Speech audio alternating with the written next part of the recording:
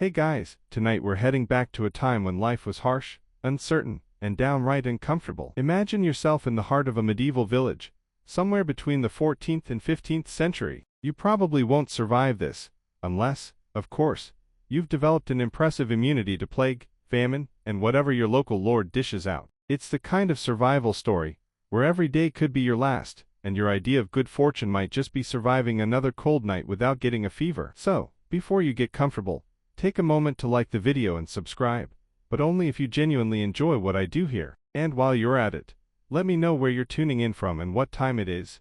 Just curious to see how far across the globe we're traveling tonight. Now, dim the lights, maybe turn on a fan for that soft background hum, and let's ease into tonight's journey together. The plague, my friends, was not just a disease, it was an event, a major life interruption for everyone in medieval Europe. It spread like wildfire, starting with the usual suspects, the merchant ships, the rats, and, of course, those trusty fleas. But it wasn't just any old sickness.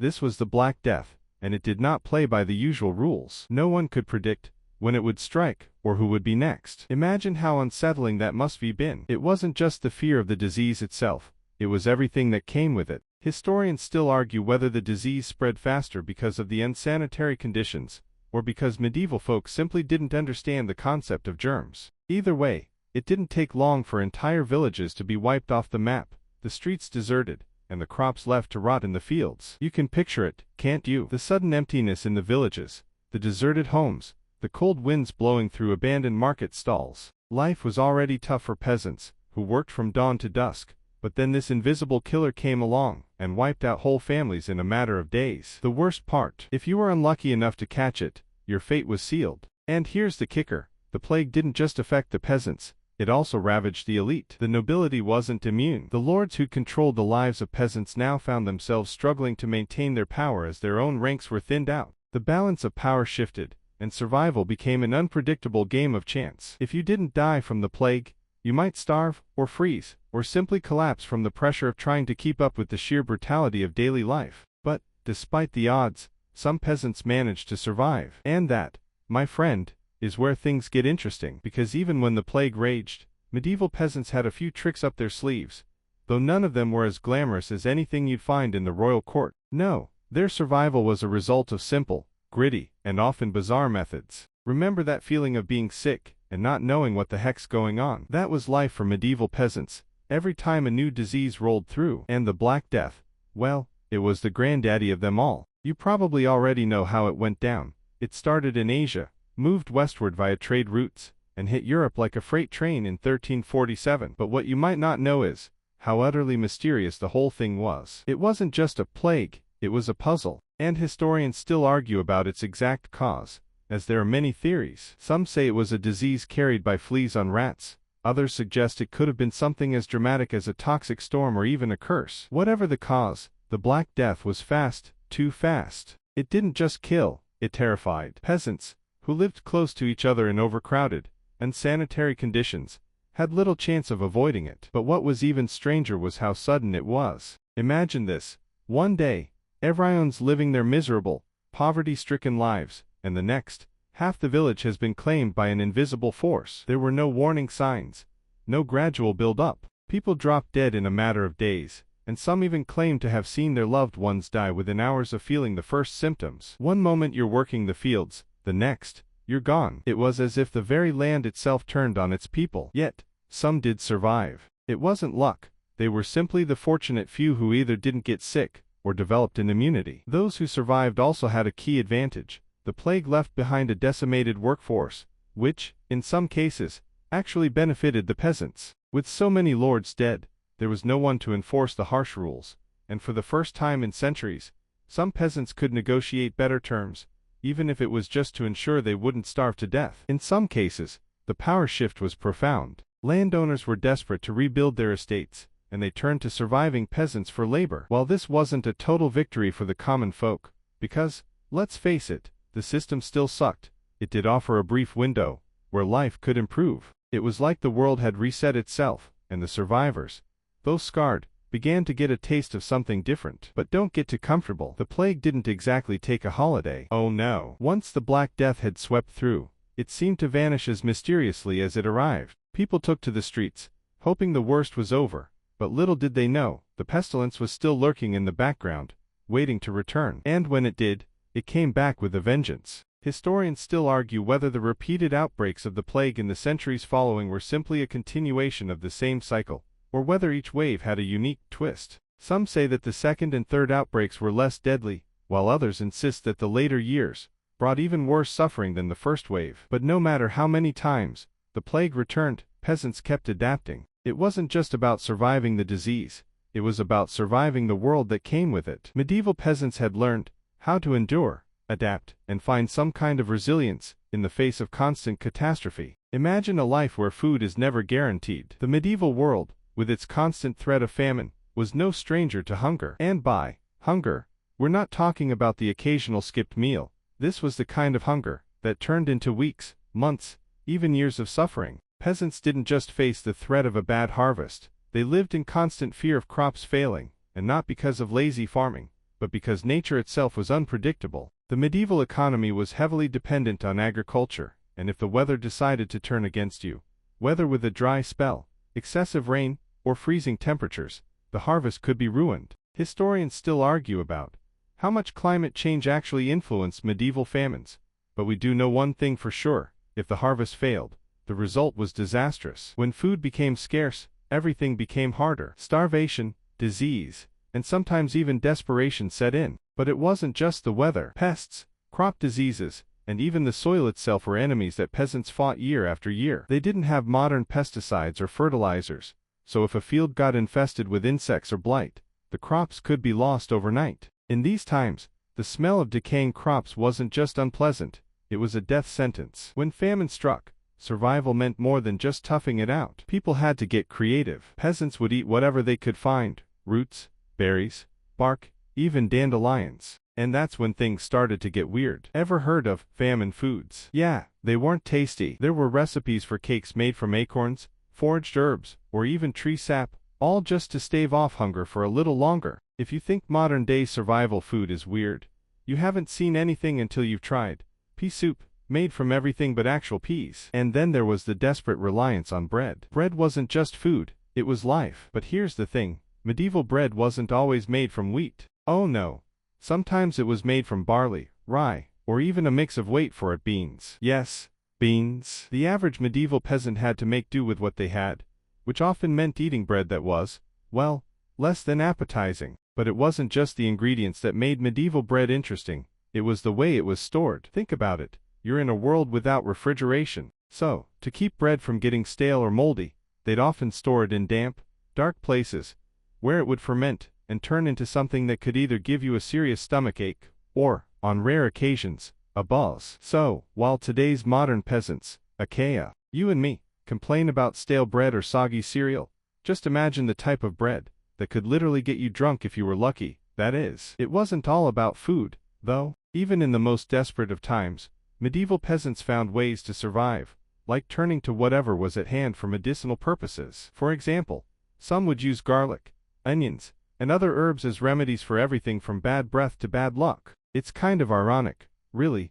While our modern world thrives on complex pharmaceuticals, medieval peasants had to rely on their own personal medicine cabinets, made of whatever they could dig up in their backyards. And believe it or not, some of these remedies worked. While medieval doctors were often no better than quacks, certain folk remedies did have some grounding in natural science. Garlic, for example, really does have antimicrobial properties. Who knew that the garlic bread your grandma used to serve could have actually been a medieval medical miracle? So, while famine was a constant threat, and food was often scarce, the peasants found ways to make do, adapting to their harsh realities in ways that modern folks could never even imagine. Alright, let's talk about lords. No, not the kind you'd meet in a fancy castle. I'm talking about the ones who ruled over the peasants with an iron fist. In the medieval world, your life as a peasant wasn't exactly your own. You were tied to the land, and the land belonged to the lord. Imagine having a boss who owns everything you've ever touched, from the soil beneath your feet to the house you sleep in. Pretty terrifying, right? Well, that's exactly what life was like for medieval peasants. These lords were a strange mix of ruler and overlord, often surrounded by power, wealth, and questionable habits. They could tax you, demand labor, and punish you for breaking their rules. It wasn't exactly the work hard and prosper scenario you might hope for. Peasants had no real freedom, they worked the Lord's land, paid a percentage of their crops, and were responsible for everything, from maintaining the Lord's buildings to ensuring that his animals were fed. The Lord didn't even have to ask you nicely. In fact, the whole feudal system was based on coercion and control, and peasants had very little say in the matter. And here's where things get a bit strange. Lords weren't exactly known for being the most benevolent rulers. Yes, they had to ensure that the peasants stayed productive, but that didn't mean they were all that concerned about their well-being. If a lord was feeling generous, they might offer protection from bandits or other threats. If not, tough luck. You were on your own. Historians still argue whether any lords were genuinely kind-hearted, or if they just used their position to maintain control over the peasants and extract as much as they could. Now, some lords were known to be absolute tyrants. Think King Joffrey from Game of Thrones, but with a lot less drama and way more serfs. These guys ruled with fear, and their word was law. For instance, a peasant who was late with his taxes could find himself arrested, fined, or worse, sent off to work in the Lord's mines or quarries. Those who disobeyed could face execution or physical punishment. The peasants didn't just have to fear the local thieves. Their greatest danger often came from the very person they worked for. But not all lords were universally bad. Some, especially in the early medieval period, recognized that if they were too harsh, they'd have nothing left to harvest, and no peasants left to work their fields. As a result, some lords were more lenient, offering protections or even giving the peasants access to land for personal use. Sure, it wasn't much, but for a peasant, that little extra patch of land meant a lot, especially when it came to the harvest. But let's be clear, these good lords were a rare breed. The vast majority still lived in grand castles, feasted on expensive meats, and wore the finest clothes, while the peasants toiled away in the mud. The whole feudal system was built on inequality, and though there were occasional uprisings, the peasants rarely had the power to make real change. You may wonder how these peasants coped, and surprisingly, many of them managed to carve out a sense of resilience despite their circumstances. The simple truth was, they had no choice. Life wasn't easy,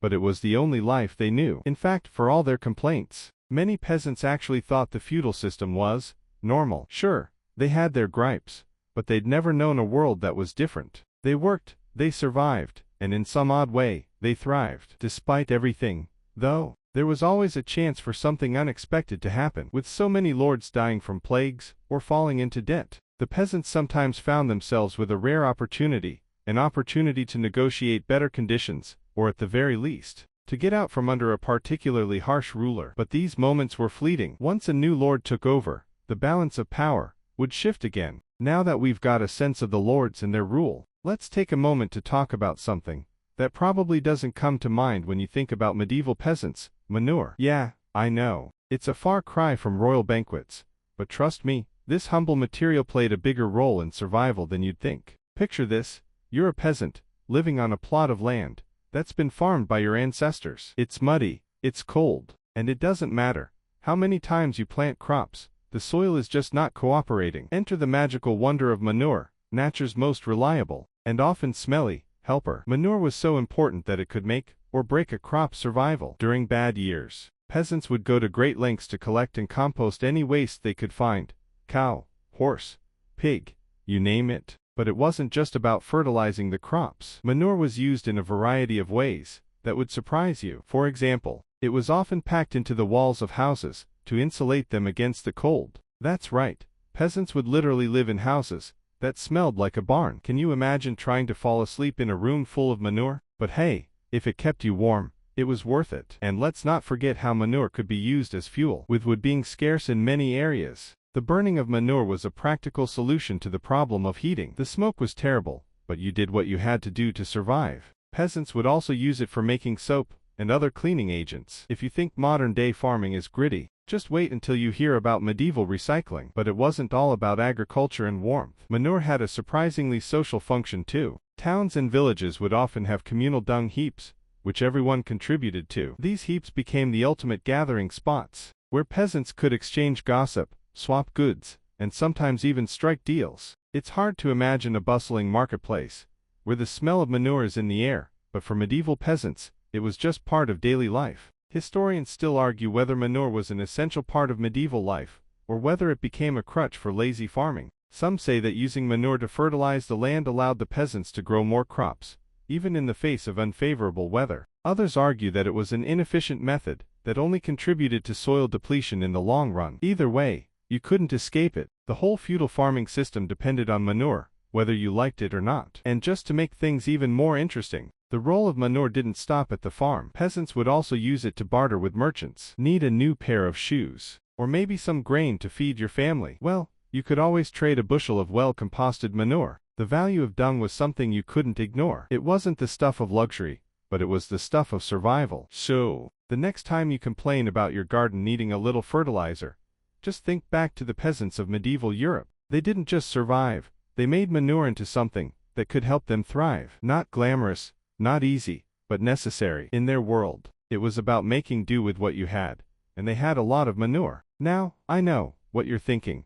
How bad could a medieval diet actually be? Well, let me paint you a picture. Imagine living in a world where your meals are as predictable as the weather, and, unfortunately, a lot less pleasant. For the average medieval peasant, the diet was simple, repetitive, and, let's be honest, often pretty bleak. No Uber Eats or grocery stores here. Just a small plot of land, a few chickens, and whatever you could grow or hunt. The medieval peasant's go-to meal was usually some form of bread. And by bread, I mean something very different from what you and I are used to. Medieval bread, especially for the lower class, was a far cry from the fluffy, oven-baked goodness you get at the bakery today. Instead, it was dense and coarse, often made from barley, rye, or even oats. That's right, no wheat for the peasants. Wheat bread was reserved for the upper class, and even then, only on special occasions. For most peasants, the bread was dark, heavy, and filled with whatever grains were available that season. And it wasn't just the bread that made a medieval meal interesting,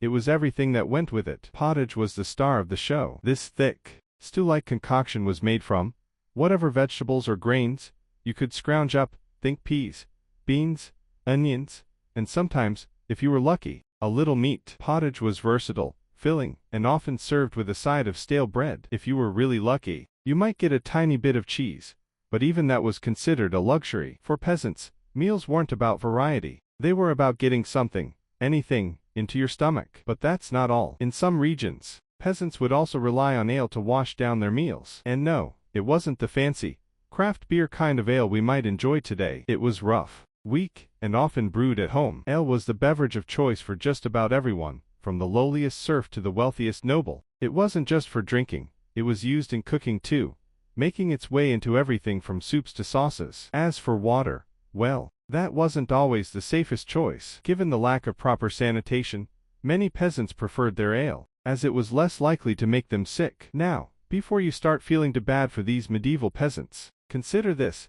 their diet wasn't just based on survival, it was often based on superstition. You might think it was just about filling your belly, but food was often seen as a form of medicine. If you were ill, there were all sorts of strange remedies you could try. For example, some peasants believed that eating certain herbs could cure diseases. Others swore by consuming live animals to improve health. It sounds bizarre, right? But hey, when you don't have access to modern medicine, you try what you can. Historians still argue whether peasants' diets were truly as bad as some make them out to be. Some scholars suggest that medieval peasants had a surprisingly balanced diet for their time, with a good mix of grains, vegetables, and occasional meat. Others argue that their diet was so poor it led to stunted growth and health issues, which probably didn't help their chances against plagues and famine. One thing's for sure, though, there were no delicacies, no Michelin-starred restaurants, just survival. And let's not forget about the festivals. Yes, the peasants had their moments of joy. When harvest time came around, they celebrated with what little food they had. They might not have had the finest wines,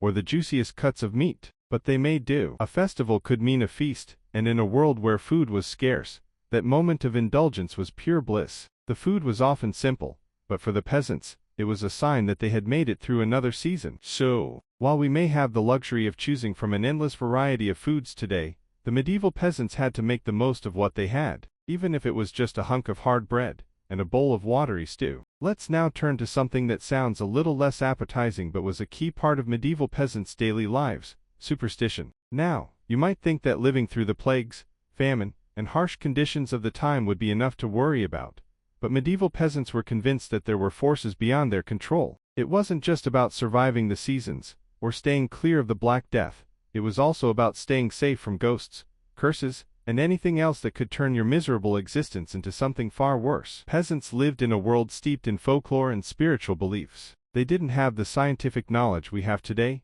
and so the cause of illness or bad luck was often chalked up to supernatural forces. Take, for example, the evil eye. If someone looked at you the wrong way, or worse, if someone was jealous of your success, bad things could happen. It wasn't just bad luck, it was a curse. To protect yourself, peasants would use charms or amulets, which they believed would ward off evil. These were sometimes made from garlic, herbs, or even the bones of animals. The more superstitious might even sleep with a piece of iron under their pillow to keep spirits at bay. And then there were the spirits. The idea that spirits roamed the earth, influencing events in the living world, was widely accepted. Most medieval peasants believed that spirits, both good and bad, could affect their day-to-day lives. But here's the kicker.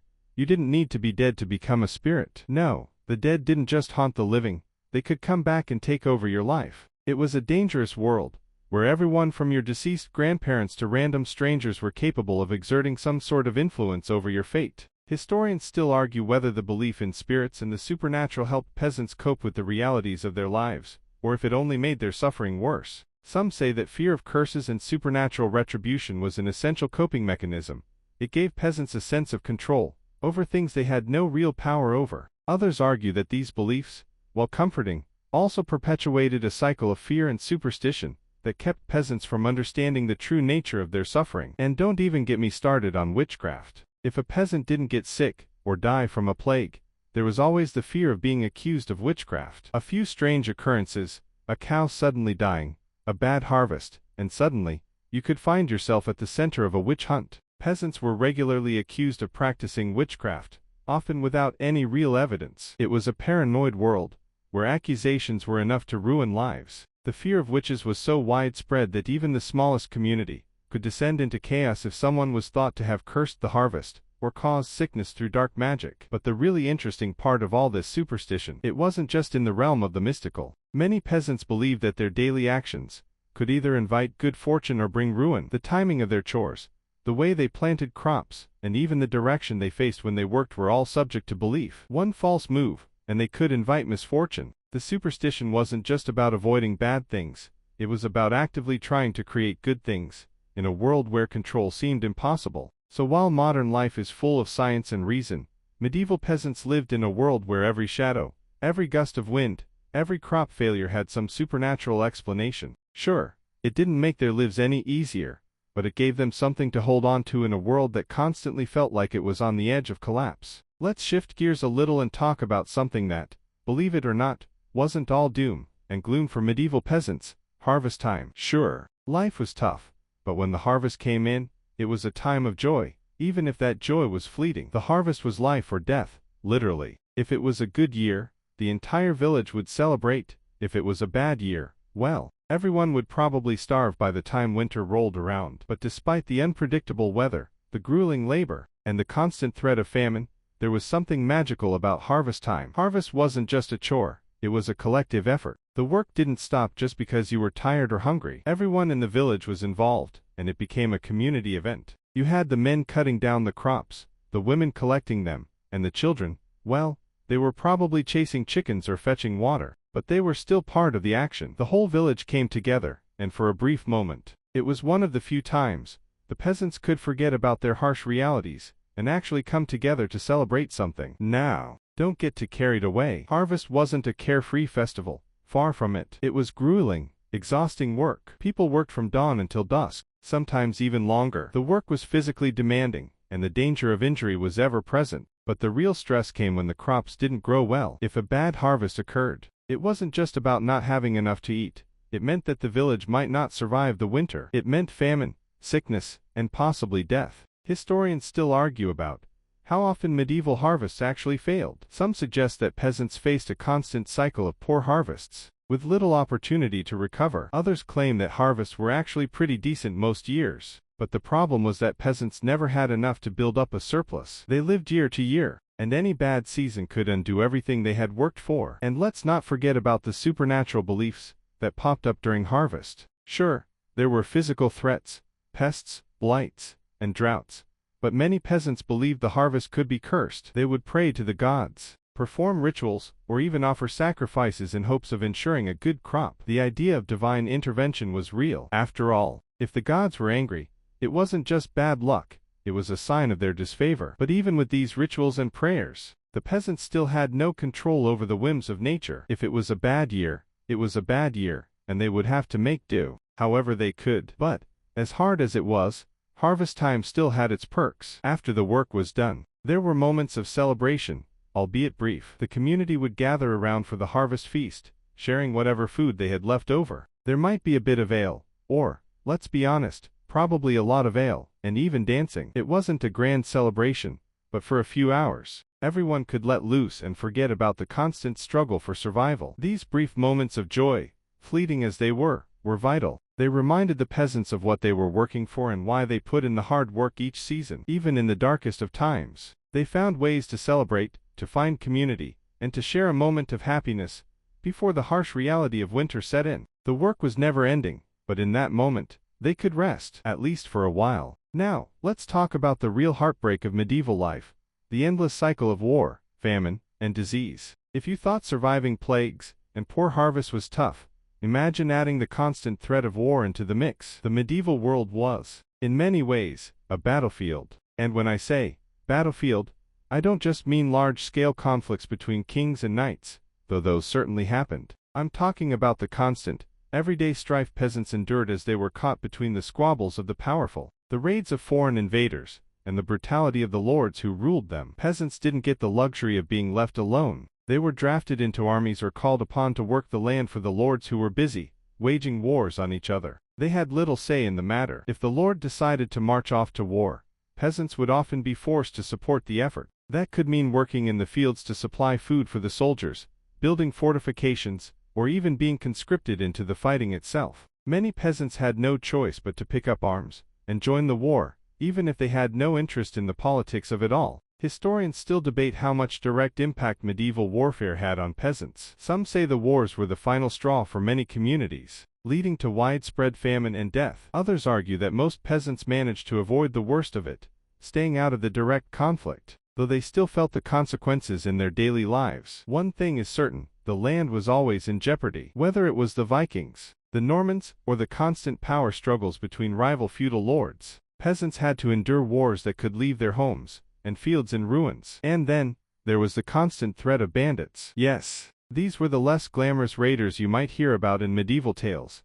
but for peasants, they were a real, constant danger. Imagine working your field, day in and day out, only to have a group of bandits come through and steal everything you've worked for. Food, livestock, tools, all taken without a second thought. In these moments, peasants didn't just lose their livelihood, they lost their sense of security. You never knew when a band of thieves might roll through, and even the local lord's protection didn't always help when it came to these roving criminals. And here's something most people don't realize: wars often led to another deadly threat, disease. When armies marched through towns and villages, they didn't just bring swords and shields, they brought sickness. Think about it.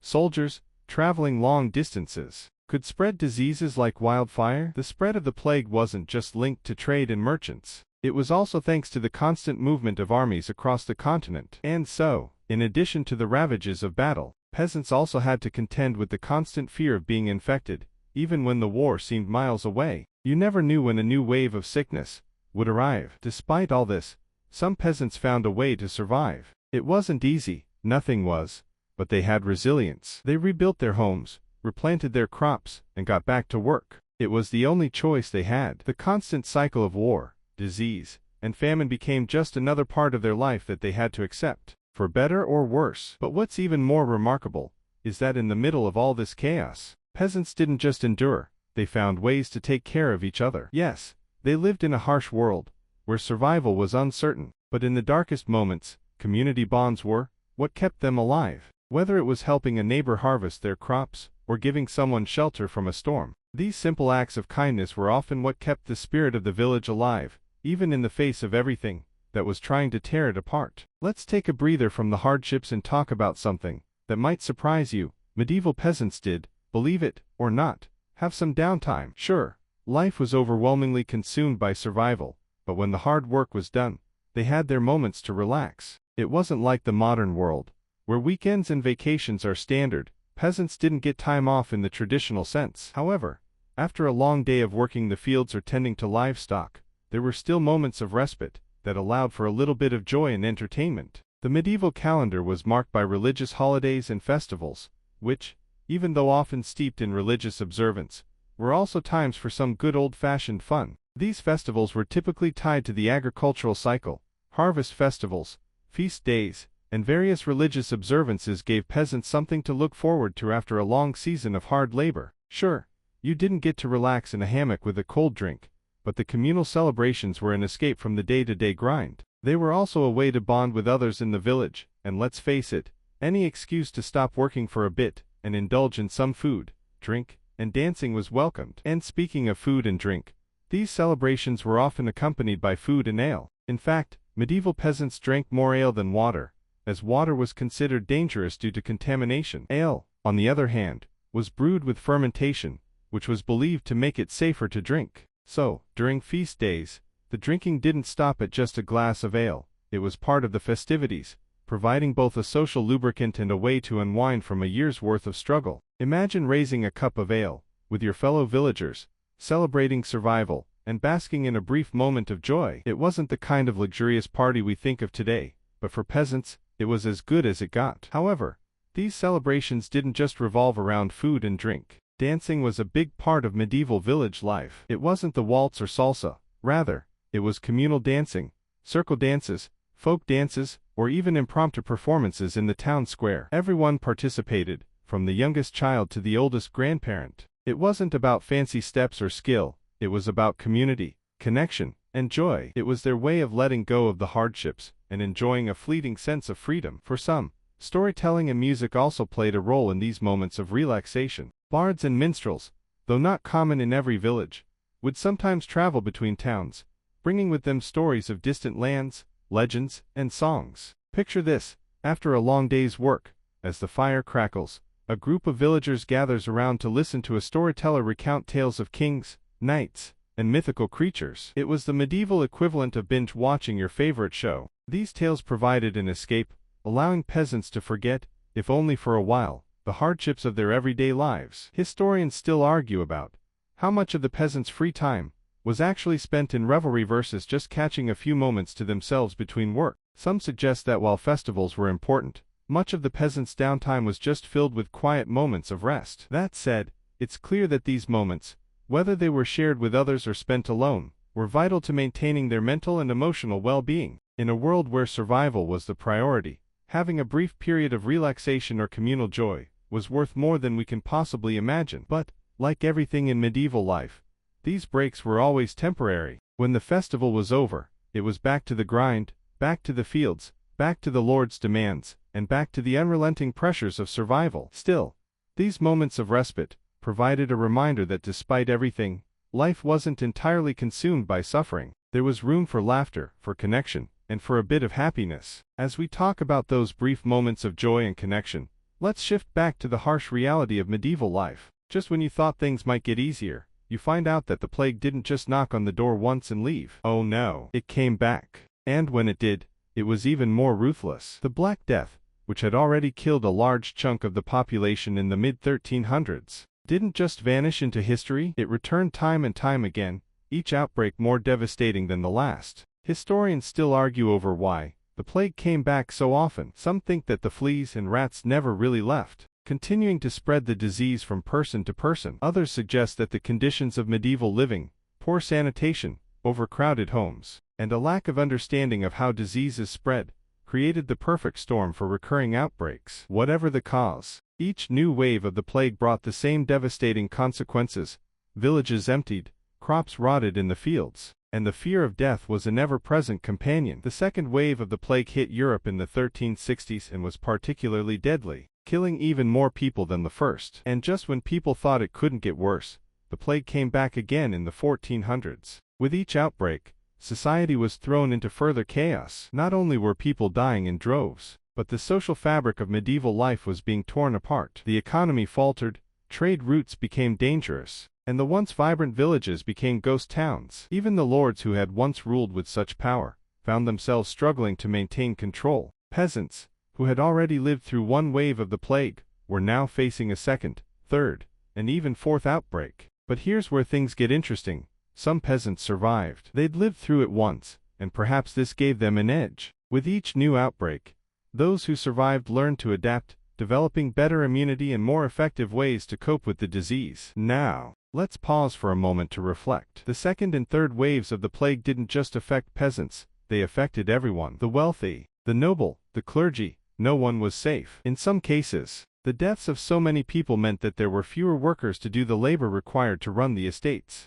causing lords to depend more on the surviving peasants. And while this didn't lead to an egalitarian utopia, it did create a rare shift in the balance of power. For a time, peasants were in a stronger bargaining position, able to negotiate better terms and occasionally even move to different lands, if the conditions of their lordship became unbearable. The problem, however, was that the plague didn't stop just because you had a better bargaining chip. It kept coming back, and peasants were left with no real guarantee of safety. Whether they were negotiating better conditions, enduring sickness, or dealing with the loss of loved ones, they lived in a constant state of uncertainty. Their lives were fragile, their futures uncertain. Yet, in the midst of this uncertainty, something remarkable happened. Peasant communities became more resilient. They found ways to carry on, adapt, and survive, no matter how many times the plague returned. Historians continue to debate whether this repeated exposure to the plague actually helped peasants become stronger in the long run. Some argue that the repeated outbreaks destroyed the foundations of medieval society, while others say that peasants' survival instincts and communal bonds helped them endure the worst of it. Either way, one thing is clear: the plague was not just a single event, it was a force that shaped the medieval world for generations. As the plagues and famines ravaged medieval life, let's now turn to another major factor in the peasants' survival: their health practices. You probably won't find medieval peasants in any wellness magazines. Heck, they didn't even have soap. But somehow, they still managed to get by. Let's talk about health, hygiene, and the odd, often ridiculous ways peasants tried to stay alive in an era where personal care and medicine were rudimentary at best. When you think of health practices in medieval times, you likely picture dirty, filthy streets filled with disease, and you wouldn't be far off. Personal hygiene was practically non-existent for most peasants. Baths, not so much. They were rare luxuries, usually reserved for the wealthy. For peasants, taking a bath was a once-a-year event at best, and even then, the water wasn't exactly fresh. Medieval peasants would often wash their faces and hands with water, but other than that, they mostly relied on dry cleaning methods, scraping off dirt and oil with a rag or using abrasive powders. Soap, as we know it today, was incredibly rare, and when it was used, it was more of a luxury than a necessity. But it wasn't all bad news. They did have some tricks up their sleeves, even if they were a bit unorthodox. For example, one popular remedy for bad body odor was to apply a paste made from clay and herbs. It wasn't exactly a spa treatment, but it kept things from getting too unbearable. Then there were medieval teeth care practices, which were, to put it bluntly, creative. Instead of toothpaste, peasants would rub their teeth with charcoal, crushed bones, or even burnt bread. You have to wonder if that actually did anything to improve their breath, or just made things worse. Still, it was their best option. And don't even get me started on the medieval understanding of disease. Medieval medicine was based largely on the four humors: blood, phlegm, yellow bile, and black bile, meaning that, when something went wrong with your body, it was because these humors were out of balance. To cure you, a doctor would likely recommend bloodletting or purging, which, spoiler alert, didn't work very well. And for more minor ailments, peasants turned to herbal remedies. They used everything from garlic to sage, believing that nature had a cure for just about everything. One odd, but surprisingly effective, treatment was honey. Medieval people used honey as an antiseptic, and modern research has shown it does, indeed, have antibacterial properties. So while they may not have understood why honey worked, they were onto something there. Historians still argue whether medieval folk medicine was truly effective or just a placebo effect. Some scholars believe that the plants and herbs peasants used actually had medicinal properties that helped treat wounds and infections. Others suggest that medieval people were just lucky that some of the remedies worked, as there was little scientific understanding of the actual causes of illness. Either way, peasants had to rely on what they could find around them, often experimenting with different concoctions and hoping something would work. But not all medical practices were helpful. One popular medieval belief was that the air around the sick could become infected, so many peasants would try to avoid anyone who was ill, often locking them away in small, isolated rooms. If a loved one became seriously ill, it wasn't uncommon to abandon them entirely in the hope that the disease wouldn't spread. These isolation practices, however, often only accelerated the spread of disease. Despite the grim conditions, there was something incredibly resilient about the way peasants survived. They may not have had modern medicine, or even a full understanding of how diseases spread, but they had each other. They had community support. When someone fell ill, they would rally together, bringing food, herbs, and whatever remedies they thought might help. And when death came, it was met with a kind of stoicism that only those who have lived through centuries of hardship can muster. So, while their health might not seem so great by modern standards, there was a quiet strength in how peasants managed. They made do, they survived, and they found a way to live through it all. Now that we've covered the hardships, the plagues, and the bizarre methods of survival, let's take a moment to reflect on what kept the medieval peasants going. Hope. No, not the kind of hope you find in inspirational quotes or self-help books, but the kind that's born out of sheer survival. The hope that tomorrow would be a little better. The hope that the crops would grow, the plagues would recede, and the Lord would be merciful. It was a tough kind of hope, shaped by the grim reality of their lives, but it was hope nonetheless. Peasants clung to the idea of a better future, even though, let's face it, most of the time they didn't have much to go on. Their lives were shaped by cycles of seasons and harvests, by the whims of their lords, and the constant presence of disease and famine. But amidst all the uncertainty, one thing was constant: their faith. Medieval peasants were deeply religious, and this faith provided them with a sense of meaning in an otherwise brutal world. They believed in the promise of an afterlife, one where all their suffering would be redeemed. The idea of heaven, a place of eternal rest and peace, was a powerful motivator. Historians still debate the role of religion in the peasants' daily life. Some argue that religion was a source of comfort, a way to explain the seemingly random events of their lives. Others believe that religion was more of a tool used by the church and the nobility to keep peasants in check. Either way, it was an inescapable part of their existence. Whether they believed in the divine promise of salvation or simply accepted it as their lot, religion was something that shaped their worldview and kept them going. But faith wasn't just about waiting for the afterlife. It was also about surviving the here and now. Peasants participated in religious festivals, attended mass, and said their prayers, hoping for protection from the forces beyond their control. The church wasn't just a place for spiritual reflection, it was a place of community, a place where peasants could gather to share their burdens and find solace in numbers. It was a place where they could take a break from the harshness of life, even if just for a moment. However, not all peasants were content with simply surviving. For some, there was a burning desire to improve their lives. The idea of a better future wasn't just about religious salvation, it was about tangible improvements in their quality of life. The hope of a better tomorrow wasn't always a lofty, spiritual idea. It was about a decent harvest, fair treatment from the Lord, or the possibility of moving to a new land,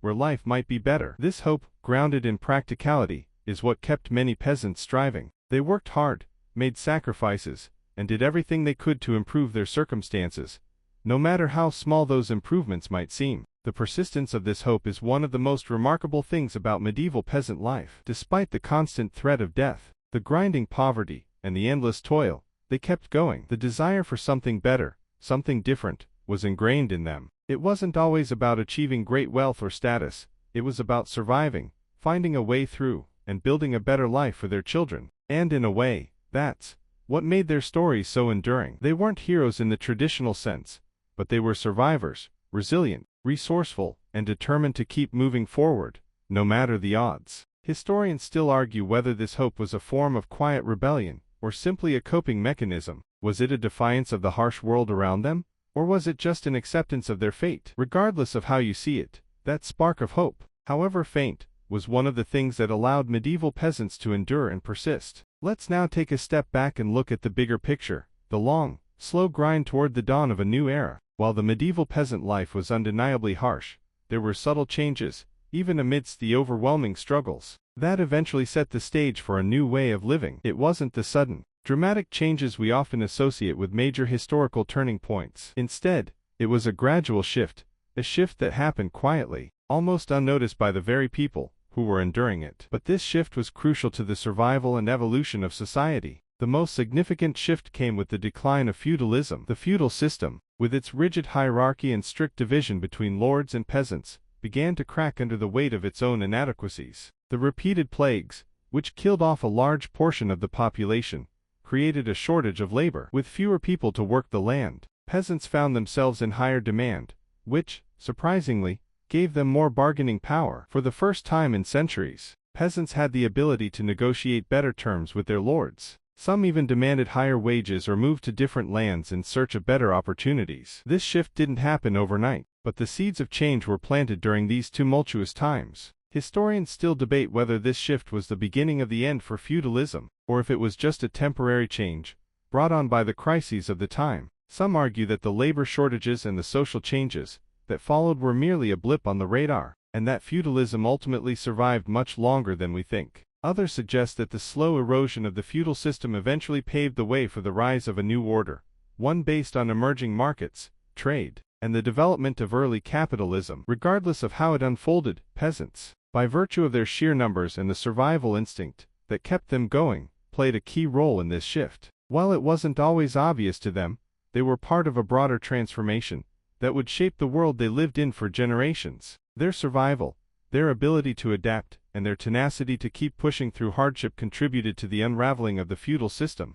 But it wasn't just the collapse of feudalism that marked the end of the medieval period. The medieval way of life was also changing on a cultural level. As new trade routes opened up, new ideas and innovations started flowing in from the rest of the world. The Renaissance, which began in Italy, eventually spread to other parts of Europe, ushering in a period of intellectual and artistic renewal. This cultural revolution wasn't just for the rich and powerful. It slowly began to seep into the lives of peasants, too. Though it was a slow process, peasants began to experience shifts in their worldview as new ideas about education, science, and religion made their way into the villages. Of course, these changes didn't happen overnight, and they didn't immediately benefit every peasant. It would take centuries for the full impact of these changes to be felt. But the groundwork was laid during the late medieval period, when peasants, through their struggle, began to carve out a space for themselves in a world that had long considered them invisible. And even though the daily grind of medieval life was often punishing, the determination of peasants to keep moving forward,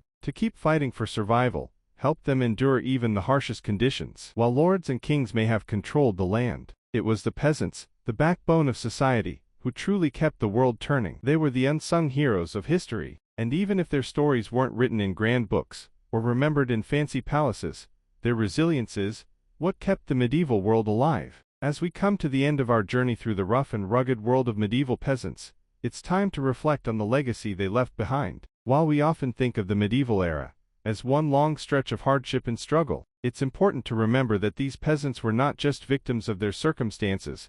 They were survivors, innovators, and, in many ways, the quiet architects of the future. They faced down death, disease, famine, and the oppressive weight of feudal life, yet they endured. And though their names may not have been written in history books, their daily struggle formed the foundation of the world we live in today. Peasants' ability to survive wasn't just about sheer luck, it was about resilience, adaptability, and an unyielding drive to keep going, no matter what life threw their way. It's easy to look back and think that life was impossibly bleak for them, but when you think about it, their resilience shaped everything from agriculture to social structure, laying the groundwork for the eventual shifts in power that would come in later centuries. It's hard to imagine the rise of modern civilization without the toil of those forgotten hands, turning the earth, planting seeds, and raising animals in the harshest conditions. Now, as you let this all sink in, picture the lives of those peasants in their simple cottages, surrounded by the fields they worked so hard to maintain, and realize that despite the constant threat of death,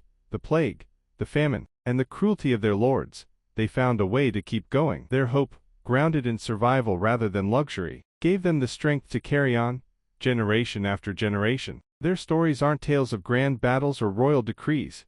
They're stories of quiet perseverance, of families sticking together, of communities that rose from the ashes of suffering, time and time again. The fact that we remember them today, even in a quiet way, speaks to the resilience they displayed throughout history, when they weren't just trying to survive but also building the early stages of something new. They weren't just getting through their world, they were shaping the world to come. They may have had little in terms of riches or power, but they had something far more enduring, the strength to keep their heads down, put their hands to work, and press forward no matter how bleak things got. So, as you close your eyes and drift off to sleep, remember that the next time life feels overwhelming or daunting, you can take a page from the peasant's book. They didn't have easy lives, but they knew how to endure. They knew that survival wasn't about escaping hardship, It was about facing it head-on and continuing to move forward. And who knows, maybe that's the kind of resilience we all need in our own lives. Now, take a deep breath, and let the quiet strength of those medieval peasants lull you into a peaceful, restful sleep. May their enduring spirit fill your dreams with calm and quiet perseverance.